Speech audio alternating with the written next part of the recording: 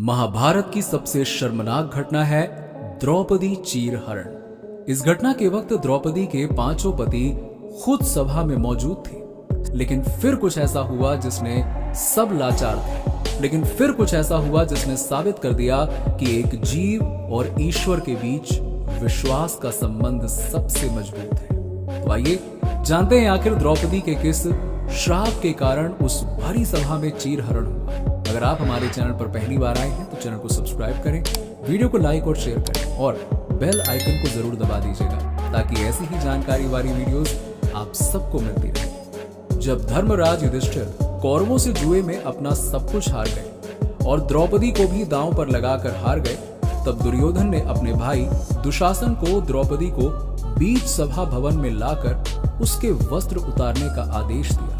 दुशासन जब पांचाली का चीर खींचने लगा तो उसने सभा भवन में उपस्थित सभी लोगों से मदद मांगी, लेकिन किसी भी व्यक्ति ने द्रौपदी की कोई मदद नहीं की। अंत में द्रौपदी ने अपने आप को असहाय जानकर उसने भगवान श्री कृष्ण को याद किया और उनसे अपनी लाज बचाने की प्रार्थना की और उनसे पूछा, हे भक्त वत्सल, आप तो कहते हो कि मानव को अपने पाप और पुण्य कर्मों का ही फल उसका मान और अपमान कराता है, तो हे करुणा निधान, मैंने कौन सा ऐसा पाप कर्म किया है जिसके कारण आज अनेक महारथियों से भरी राज्यसभा में सबके सामने मेरा चीरहरण हो रहा है।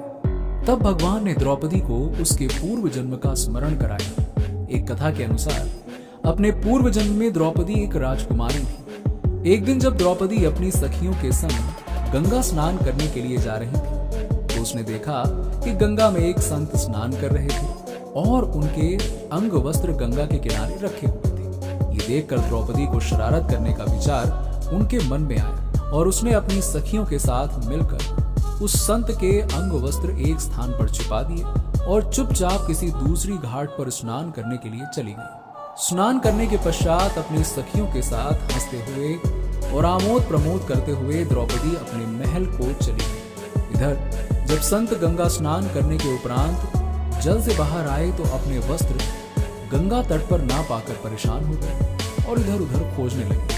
बहुत खोजबीन करने के बाद संत को अपने अंग वस्त्र एक जगह पर छिपे हुए मिले। तब उस संत ने क्रोधित होकर श्राप दिया कि आज जिसने भी मेरे साथ ऐसा घृणित परिहास किया है और मेरे वस्त्र हरण किए हैं, एक दिन उसे भी अपने वस्त्र हरण होने पर समाज के सामने लज्जित होना पड़ेगा। इसी श्राप के कारण द्रौपदी को ये अपमान झेलना पड़ा, परंतु भगवान श्री कृष्ण की भक्त होने के कारण भगवान ने उनकी पुकार सुनी और उनके चीर को बढ़ाकर उनके सम्मान की रक्षा की।